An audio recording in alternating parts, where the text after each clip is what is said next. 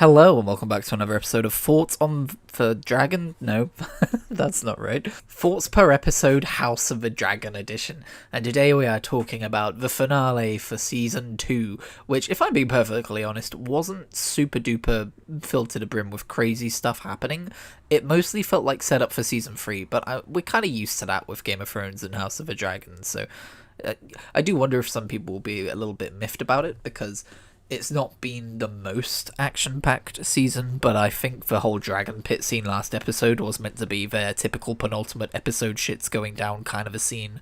It was just, PvE instead of PvP. So in this episode we see how Aemond reacts to failure, and he reacts to failure with mass murder, apparently. He literally burns a town to the ground, murdering thousands of innocent people, and it's not for any strategic position or anything like that.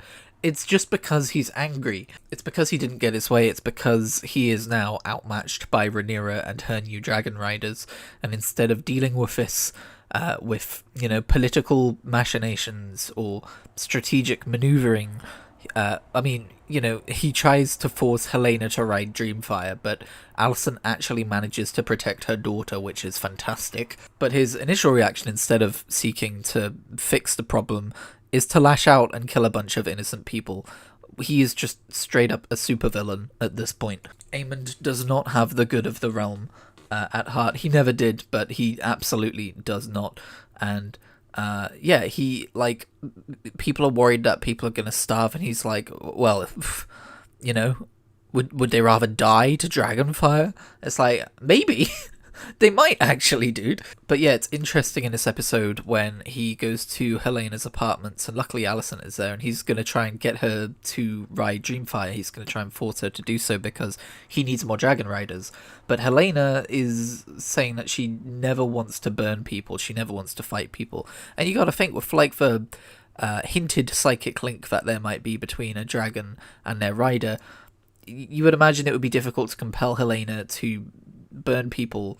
And with Helena's reluctance, even if she did try to do as she was told, it might be difficult for her to control her dragon and make Dreamfire burn people, because Dreamfire would, sense her reluctance. That's just a complete conjecture, but that's what I think would happen in that scenario. He later changes tactics and tries talking her into helping him, but Helaena still refuses. We've had bits and bobs of Helaena kind of seeing the future, and she's kind of said ambiguous things in the past, which are basically prophecies that everyone's been missing, but here she outright tells Aemond that she saw him burn Aegon, and Aemond's like, that's treachery, that's treason to say that. And she's like, no, I'm not repeating what other people have whispered, I'm telling you I saw you do it.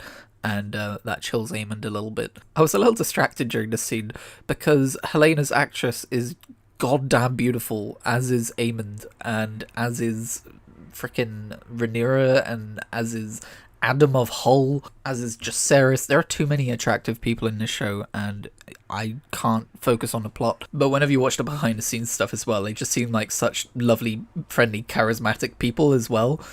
The House of a Dragon crew and cast always look like they're having such a good time making the show. It warms my heart, and I hope it's not just one side of a story, because you can never be sure. Anyway, sorry, I got distracted, just as I do whenever I'm watching this goddamn show. Daemon's spiritual therapy trip finally comes to a close, as it looks like maybe he's just slept with Alice Rivers. I could be reading that wrong, to be fair. It looks like maybe Matt Smith just wakes up and sees her sitting there, and then she's telling her to follow him. That's probably what it is. But there is a moment where I was like, wait, did they just, there does seem to be a bit of tension between them. But I don't know, seeing as this show is already talking about where Daemon's loyalties lie, having him cheat on his wife would actually probably be a big deal that they would want to make clearer, so they probably didn't. That being said, Rhaenyra got to snog Mysaria, so why don't they both go on a little polygamy trip? I find it interesting that the end result of Daemon's trip to Harrenhal has been getting him to believe in the magic of the old gods, and to use that magic to show him visions of the future, to put everything into perspective for him, with his place within this story. It's very interesting that they use that language here. They literally say you need to know your place within the story.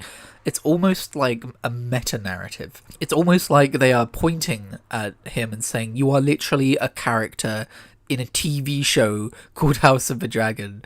Fall in line. But of course, in a more literal sense, they're talking about the story of the Song of Ice and Fire, which is from Aegon the Conqueror up to the end of Game of Thrones, I guess. They finally hammer into Daemon the whole idea of the long night and the fact that winter is coming, because he tells Rhaenyra that winter is coming and she's like, when the fuck did you get on board? And ultimately it's these things which finally lead to Daemon being like, yeah, okay, whatever, fine. I don't want to be king. I've had some trippy visions of my brother being like, are you sure you want to be king? And that was kind of creepy. I was like, oh hey, maybe not actually. So you can do it. I'll just be the guy who yells really loud and does a very Lord of the Rings scene where he's rallying everyone to her banner and everything, which I thought was pretty cool. I also thought it was hilarious watching Alfred Broom trying to get the fuck out of there because he had literally just had a conversation with Daemon about being the king. Alice Rivers sure did a lot of work on Daemon. It's a shame that that's probably never going to be recognised in any capacity, just like the hand with which she guided the events of the world. It is also interesting that we saw the Three-Eyed Raven in a vision. We did see, like, some stuff from the future, like, Daemon saw a vision of Daenerys hatching her dragons and stuff. From Game of Thrones. So I suppose this is meant to be a vision of the future. He's fast forwarding through time. But the way that was initially presented, I was like, wait, Three-Eyed Raven, as we know him, isn't supposed to exist yet. So, but yeah, there are some difference between the Three-Eyed Raven in the show and the Three-Eyed Crow in the books. But he's meant to be a Targaryen bastard, I believe, who isn't actually born yet, so. But yeah, it's a really fun way to just zoom out from the events of House of the Dragon and be like, remember, this is the wider narrative that this fits into. And I do love the idea of a House of the Dragon character seeing visions of a Game of Thrones character. That just kind of tickles me. Part of me has been wondering throughout Daemon's journeys in Harrenhal whether they're gonna bring back Bran Stark and have him, like, show up and say something to him or some shit, but that's probably a step too far, and it would probably remind people of the clusterfuck ending that was Game of Thrones Season 8. Still, it is fun to imagine Bran Stark just watching House of the Dragon, just binging the box sets as he's, hanging out with the Three-Eyed Raven, Three-Eyed Crow in the show. Speaking of Rhaenyra and her side of things, we got to see the continuing sitcom that is Dragonstone right now, with the frickin' lowborn dragon riders hanging out with the nobles and clashing because those two groups of people almost never mingle. It's fun that Ulf, who has always been an affable and lovable character, doesn't change at all and is therefore super out of place in this scene, and like, as he says, like, you people need to get a sense of humor. I think this is why Silverwing chose him, everyone, because he wasn't a super serious, mean noble who's like, we're gonna have to do a bunch of civilian murder just to keep people in line, by the way. And I'm like, Rhaenyra, stop talking, I actually like you at the minute. It is chilling after watching Aemond burn an entire town full of thousands of innocent people and being portrayed as super evil. We then get back to Rhaenyra's side of the table, and she's the one who's being portrayed as much more good, I would say, throughout the show. And even she's like, yeah, we're gonna have to do a bunch of murders. And the new Dragon Riders are like, we don't want to do a bunch of murders. Do we have to do a bunch of murders? And she's like, yeah, it's unavoidable. And of course, later we do get that scene between Rhaenyra and Mysaria, where Rhaenyra's like, I don't want to do a bunch of murders. And weirdly, Mysaria is going, yes, but it's unavoidable. And I'm like, hang on a minute. Wasn't Mysaria championing the cause of the common people last season? That feels like some inconsistent writing, if I'm being perfectly honest. Either that, or she was only using that cause to get where she wanted to be. Either that, or she's just smitten with Emma Darcy, and who could blame her? But I don't know, I don't think I've ever been so smitten with someone that I've been willing to just, say, hey, do some murders, it's fine. But yeah, obviously that reminds me of the whole idea of Rhaenys bursting up through the floorboards and killing a bunch of innocent people at Aegon's coronation, and just never bringing it up again. And then she became a voice of, but think about the poor innocent people near the beginning of this season when talking about the inevitable spiraling into civil war. And it's like, yeah, but Rhaenys, you already did a bunch of murders. I do worry a little bit about the writing for characters' morals regarding killing innocent people in the show has been a little bit inconsistent. That being said, I suppose you could also argue that from one of a royal's point of view, the idea of being a good ruler and of caring about your people is something that is treated almost superficially and is something that they want to be seen as doing as opposed to actually caring about themselves. You could argue that they have this inherent belief that the small folk are, like, expendable and are of lesser inherent worth, but it's something that's subconscious within their beliefs, and, you know, as it's something they were raised to believe, as it's something that, you know, their environment taught them to believe. They do have this weird double standard of believing that they can champion the cause of the small folk, not murdering them, and then can also murder a bunch of them and be like, yeah, I needed to do it on that occasion though. You know, Alicent Hightower pops up on Dragonstone for another cheeky little clandestine meeting with Rhaenyra. I think people are going to have mixed feelings about this scene. I haven't looked at any reactions online yet. I mean, I've clearly just betrayed my own feelings. I've got my own mixed feelings about this meeting because, on the one hand, it's cool, and I like when they're like, oh, hey, let's explore scenes that would never have shown up in history books because no one would be privy to these private scenes. On the other hand, we have kind of already had one clandestine meeting that stretched, you know, plausibility. Now we've got another one where Alicent just kind of pops up and she's like, yo, hey, can I have a word? And it's like, wait, you can do that? And Alicent has come here to basically sell her family out. She kind of wants on Team Rhaenyra. And I did wonder last week if she might go this direction. Okay, I am simplifying a bit. She doesn't want on Team Rhaenyra, but she wants to end the war, and she doesn't believe Aemond is a very good king, or a very good I guess Prince Consort, or whatever he's called, Prince Regent. Prince Consort brings up another kind of relationship with the crown in mind.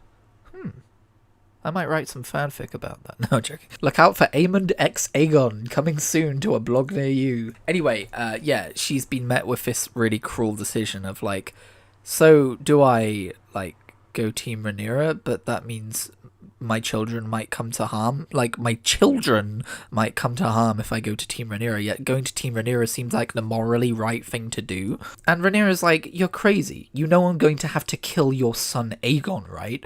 And Alicent kind of shrinks away from that and is like, you might not. And I do also, like, you know, I want to hold Rhaenyra's assumption to the fire a little bit there. Like, would she have to kill Aegon? I know what she means. Like, they've stoked a civil war between the two of them. There are people who are Team Aegon and Team Rhaenyra. And if she just, like, got the throne back and was like, I'm queen now, and even got Aegon to be like, yeah, she's queen now, there would still be unrest, I think. But it is tragic that she sees no path forward, even when extended an opportunity for the throne from Alicent herself. And it's a good one. She's literally saying, hey, wait for Aemond to go and fight Daemon, and then come claim the throne, and I'll be like, yeah, it's cool, she's queen now. And there will be a lot less death involved. And it's tragic that Rhaenyra can't see that being a possibility without having to behead Aegon. By the way, Aegon has been spirited away by Larys.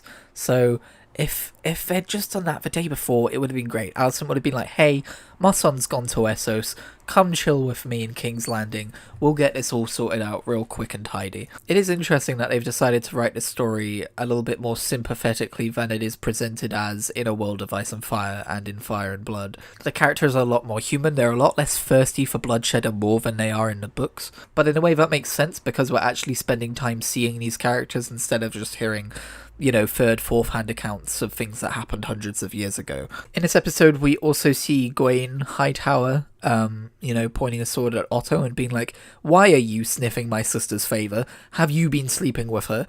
You're not supposed to do that. You're a Kingsguard. And Cole's like, yeah, I know, but I don't think that honour is a real thing. And I think everyone is inherently compromised. And Gawain's like, well, fuck, man, and sits down next to him, and they just kind of have like a, damn, man, this world's really fucked up, huh? Yeah, damn, jeez. Honestly, speaking seriously, I think the thing that takes the anger out of Gawain Hightower is when he realizes that Kristen Cole legitimately loves Alicent and isn't just having a romp with her because he wants to have a romp with her. And so I think Gwen's a little bit like, oh, shit, okay. Well, I don't approve, but, like, at least you're not just using my sister. It doesn't really make Kristen Cole any more likable as a character, but it does make him more interesting. Again, no one's just straight up evil in the show. Even Aemond has kind of like reasons for why he got to where he is as a character, and he's the closest thing we've got to a supervillain here. By the way, there's some really fun fan theories that the reason Aemond is so violent and destructive is because his link is with Vhagar, who is an inherently violent and destructive dragon because of what she was used for in the past. I really like that theory. If the magic to dragon bonding is similar to the magic of warging, you get wargs or skin changers who take on like attributes of their beasts. Like Jon Snow is described as being quite wolfish sometimes. At least I think he is. I haven't read the books in years. So I like the idea that not only do dragons take on the personalities of their riders, but their riders also take on the personalities of their dragons a little bit. Oh, I almost forgot to mention in this episode, we also spend some time with Tyland Lannister as he tries to strike a deal with the Triarchy. I thought we were in Dawn when I watched this, but I just watched inside the episode, and it's not Dawn. I saw Sand and I assumed Dawn. I'm so basic. Anyway, he spends some time trying to woo and appease the captain of their fleet, who has many wives that she wants Tyland to sleep with, which was a fun aside, I suppose. All I could think of, though, is, wouldn't Tyland be married by now, though? At the end of the episode, we did see a host of Hightower marching somewhere, and we saw Tessarion for the first time, the blue dragon. For those of you who do not know, that is Daeron Targaryen's dragon. Daeron Targaryen being the missing brother of Aegon and Aemond, who hasn't yet appeared throughout the series. Otto Hightower said he wanted to go and see him, but Alicent sent him to Highgarden. And we see Otto Hightower, and he's in a cell somewhere, so things clearly did not go well for him. But yeah, season 2 of House of the Dragon is over. It was a little bit slower paced than I think some people were expecting, but I still enjoyed every bloody minute of it, and I can't wait for season 3.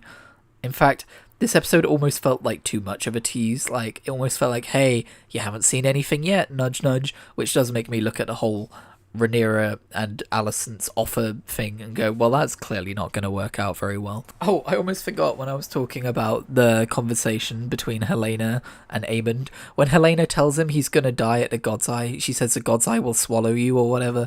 All I could think of was, Helaena, goddammit, spoilers. Some of us are watching through this without having read the books. And, by the way, I read the books, but I don't really remember them.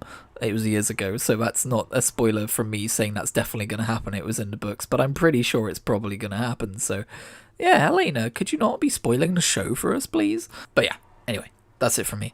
Thank you very much for watching. I hope you've enjoyed Thoughts per Episode House of the Dragon Edition. Subscribe to the channel if you want to see my thoughts on season 3 as that comes out, because I will surely be doing that. And I will catch you in whatever I make next.